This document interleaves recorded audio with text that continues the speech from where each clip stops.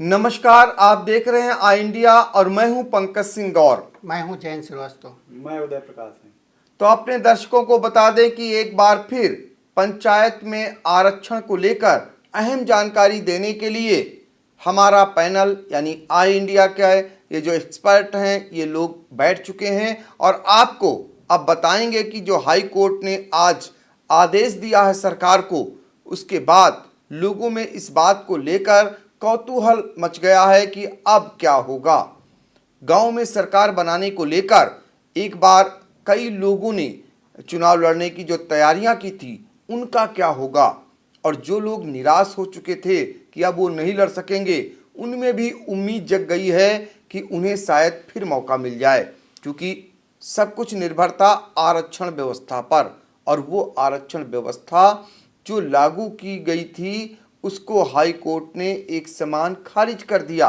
अभी हालांकि अंतिम सूची का प्रकाशन हुआ था, अंतिम सूची का प्रकाशन 17 मार्च को होना था, लेकिन इससे पहले ही हाई कोर्ट में एक जनहित याचिका जो दायर हुई, उसके बाद हाई कोर्ट ने एक बार फिर पंचायत चुनाव को लेकर दखल दिया। आपको बता दें कि पूर्व में भी जनहित याचिका के बाद राज्य सरकार को हाई कोर्ट ने एक निर्धारित समय में चुनाव कराने की समय सीमा भी तय कर दी थी। उसी के अनुरूप आरक्षण प्रक्रिया और चुनाव की प्रक्रिया शुरू हुई थी, लेकिन जो आरक्षण की प्रक्रिया को लेकर के योगी सरकार ने एक नया शासनादेश बनाया और चक्रानुक्रम से आरक्षण व्यवस्था लागू की।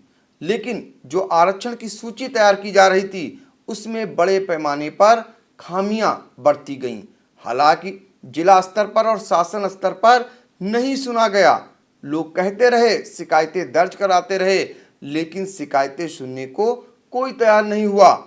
ये ज़रूर है कि बड़े पैमाने पर आपत्तियां भी आईं और उन आपत्तियों का निस्तारण होना था कि इससे पहले ही अजय कुमार बनाम राज्य सरकार की एक जनहित याचिका हाई कोर्ट में दायर हो गई, जिसके बाद हाई कोर्ट ने महत्वपूर्ण आज फैसला सुनाया है।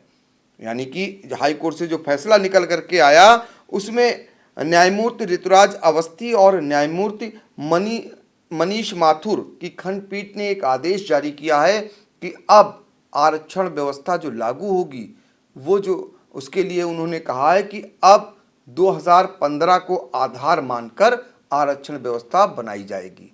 आपको बता दें कि इससे पहले जो आरक्षण की सूची तैयार की गई थी वो 1995 को आधार मानकर बनाई गई थी। 1995 से और 2015 तक यानी 20 साल तक के चुनावों को लेकर के, सीटों को लेकर के उसको एक आधार बनाकर वो चले थे, जिस वजह से काफ़ी कुछ सीटें बदल गई थी और लोगों के सामने जब सीटों की सूची सामने आई तो वो आश्चर्यचकित हो गए, क्योंकि उन्हें ये विश्वास नहीं था कि उनकी सीट आरक्षित हो जाएगी।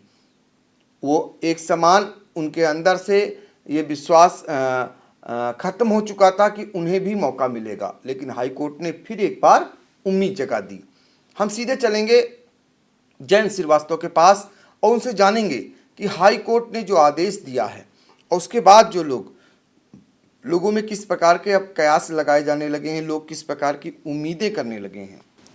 आपको बता दें कि नया आदेश आने के बाद, हाई कोर्ट का आदेश आने के बाद जो है गांव में फिर चहलकदमी शुरू हो गई। लोग उत्साहित हैं कि अब उनको एक बार फिर से जो निराश हो गए थे उनको मौका मिलेगा। ये पूरा माहौल बदल गया है फिर नए सिरे से। अब नई आरक्षण व्यवस्था को लोगों का आने का इंतजार है। तो अब बेसब्री से गांव की सरकार बनाने वालों को नई आरक्षण व्यवस्था यानी नई आरक्षण सूची आने का इंतजार करने लगे हैं। आपको ये भी बता दें कि हाई कोर्ट ने जो आदेश दिया है उसमें अब 27 मार्च तक सरकार को कहा है कि आरक्षण व्यवस्था फाइनल कर लें। इसके अलावा जो पंचायत का चुनाव है वो उसके लिए उन्होंने भी थोड़ा और समय दे दिया है सरकार को, और वो 25 मई तक चुनाव को कर दिया है कि वो करा ले पंचायत के चुनाव। हम आपको बता दें कि इसके बाद भाजपा जो खेमा है वो भी काफ़ी उत्साहित है। कारण ये है कि भाजपा का जो एक गुट था, संगठनात्मक जो गुट है, जो पंचायत चुनाव पर अपना आधिपत्य जमाने के लिए पूरी दिलो जान से लग गया है, उसके लिए ये सोने पे सुहागा कहा जाएगा। उदय जी, हम इस पे आप प्रकाश डालिए कि क्यों सोने पे सुहागा कहा जाएगा। जैसा कि हम लोग कल चर्चा कर रहे थे कि भाजपा संगठन ये चाहता है कि चुनाव कुछ दिन टल जाएं, तो उन्हें सरकार के जो 4 साल पूरे हो रहे हैं उनका प्रचार प्रसार करने में आसानी रहेगी, मौका मिल जाएगा प्रचार प्रसार करने का। गांव-गांव जो उन्होंने जन चौपालें आयोजित की हैं, उन चौपालों को करने का मौका मिल जाएगा। और पंचायत चुनाव पर जो वो फोकस कर रहे हैं, पंचायत चुनाव के जरिए वो विधानसभा का रास्ता भी तलाश रहे हैं, उनको वो अपना काम करने में भी आसानी रहेगी। तो कहीं ना कहीं हाईकोर्ट ने तारीख बढ़ा करके भाजपा संगठन को ये मौका दे दिया है। तो भाजपा संगठन को मौका मिल गया है, चूंकि थोड़ा सा आरक्षण के चलते आगे बढ़ा है, और 18 मार्च को जो है योगी सरकार के 4 साल पूरे हो रहे हैं। इसके बाद जाहिर तौर पर, चूंकि आपको ये भी बता दें कि भाजपा जो है इस बार जिला पंचायत सदस्य और ब्लॉक प्रमुख पद पर जो है वो सिंबल से चुनाव लड़ने जा रही है, और उनकी मंत्री से लेकर के उनके पदाधिकारी गांव-गांव या यूँ कहिए कि पूरे जिलों में जा करके जन चौपाल भी करेंगे, और सरकार की उपलब्धियां गिनाकर पंचायत चुनाव में एकाधिकार बनाने के लिए अब वो जुट जाएंगे। जयंत श्रीवास्तव हमारे साथ हैं, उनसे ये जानेंगे कि अब लोगों में ऐसा एक दौर चल गया है, हर कोई ये जानना चाह रहा है, क्या सीतापुर जिला पंचायत अध्यक्ष का जो पद था वो एससी के लिए, महिला के लिए आरक्षित हुआ था, क्या उसमें भी रद्दोबदल होने की गुंजाइश है?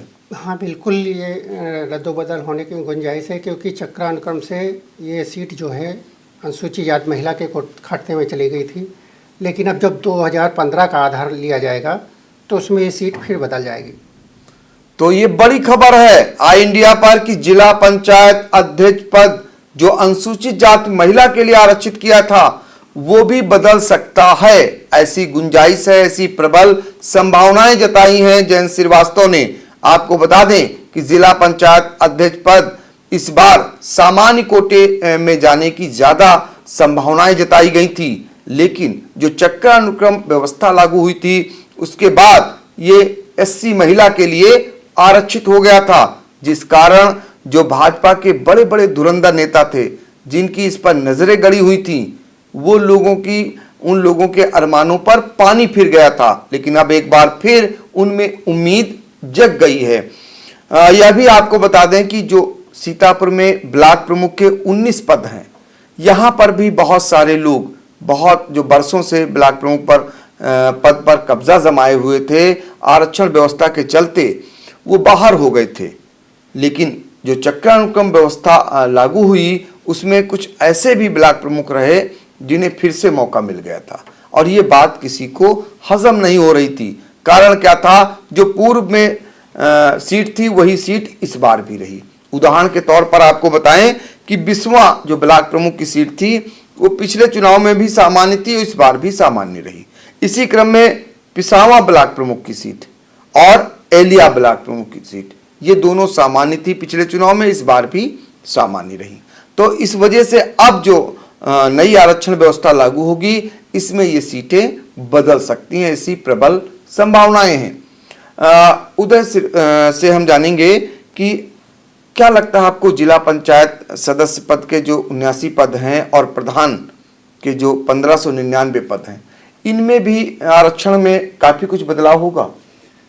देखिए, हम दर्शकों को बताना चाहेंगे कि आरक्षण में जहाँ तक हमारा अनुमान है कि बहुत बड़ा बदलाव नहीं होगा, क्योंकि जो आरक्षण अंतिम सूची जारी हुई थी उसमें हमको लग रहा 80 से 85% सीटें बदल गई थी। जहाँ पिछली बार सामान्य थी वहाँ एससी कोटे में चली गई, या जो दूसरी सीटें थी वो भी बदल चुकी थी।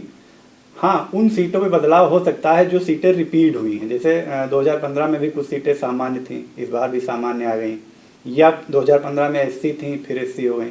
जो सीटें रिपीट हुई वहाँ तो बदलाव होने की पूरी गुंजाइश है, लेकिन अधिकतर सीटें बदल गई हैं तो कोई बहुत बड़ा फेरबदल होने की संभावना नजर नहीं आ रही। तो अधिकतर सीटें बदल गई हैं, इसलिए बहुत बड़ा फेरबदल नहीं होगा, ये बात हमें उदय प्रकाश सिंह ने बताई।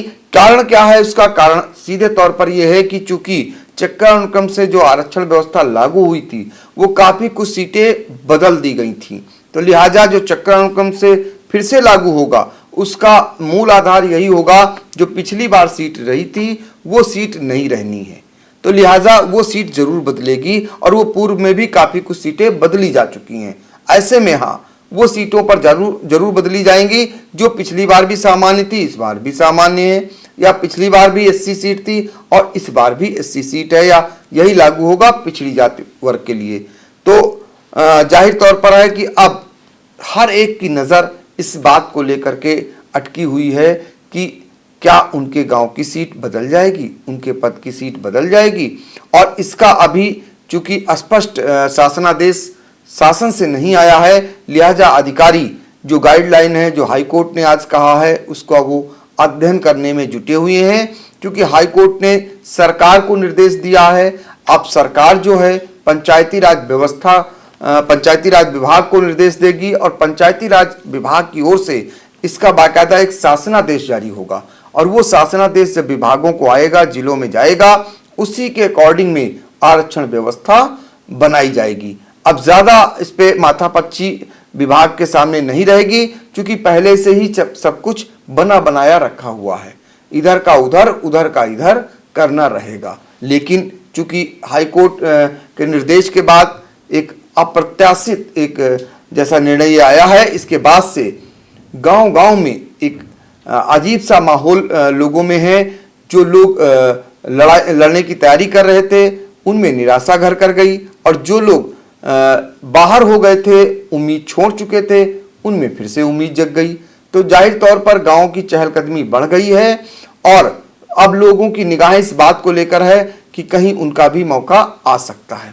जयंत श्रीवास्तव, आखिर में यही जानेंगे कि पूरा कार्यक्रम क्या है और क्या लगता है आपको कि जो अबकी से आरक्षण व्यवस्था लागू होगी, तो अबकी से जो विभाग है, सरकार है, ये फूंक फूंक के कदम रखेगी? हाँ बिल्कुल, ये फूंक फूंक के कदम रखेगी, क्योंकि 2 बार ये हाई कोर्ट उस पर दखल दे चुका है। इस वजह से फूंक फूंक के कदम रखना उनका लाजमी भी है। लेकिन अब ये कार्यक्रम जो है 27 मार्च तक उनको संशोधित सूची जारी करनी है, ये आरक्षण में, इसीलिए वो उनका शासनादेश जारी हो रहा है। अब ये 25 मई तक उनको चुनाव कराने हैं किसी भी कीमत में, हर हालत में।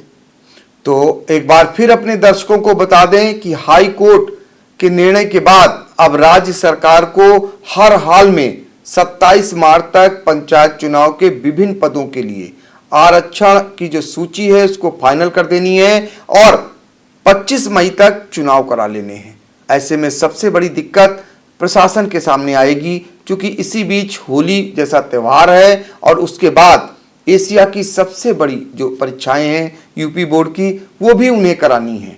तो जाहिर तौर पर अब उनके सामने और भी चुनौती खड़ी हो गई है, क्योंकि अब विवाद भी बढ़ेगा, क्योंकि जिनको मौका नहीं मिलेगा और जो लड़ने की तैयारी कर रहे थे वो बाहर हो जाएंगे, तो एक विवाद जैसा माहौल भी गांव-गांव बनने की ज़्यादा संभावनाएं बढ़ गई हैं। फिलहाल लोग अभी यही कयास लगा रहे हैं कि शायद उनका नंबर आ जाए, और हर एक व्यक्ति की निगाहें आरक्षण की सूची पर लग गई हैं कि कैसे जल्दी उनको सूची मिले और कैसे उन्हें ये पता चले कि उनके गांव की सीट, उनके प्रधान की सीट, उनके बीडीसी की सीट या उनके जिला पंचायत सदस्य, ब्लॉक प्रमुख की सीट किस वर्ग के लिए आरक्षित हो रही है। फिलहाल जैसे ही जानकारी हमें मिलेगी, सबसे पहले विश्वसनीय ढंग से आई इंडिया आपको पहुंचाएगा। फिलहाल पंचायत चुनाव से जुड़ी हुई हर एक खबर को देखने के लिए आई इंडिया देखते रहें। धन्यवाद।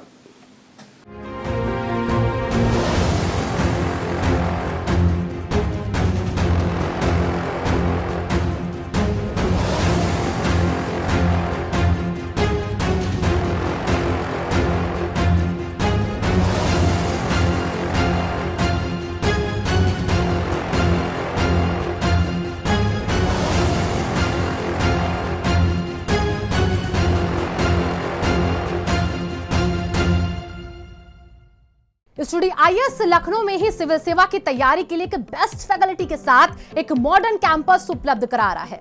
अब स्टूडेंट 12वीं के बाद ही आईएएस और पीसीएस की तैयारी कर सकते हैं।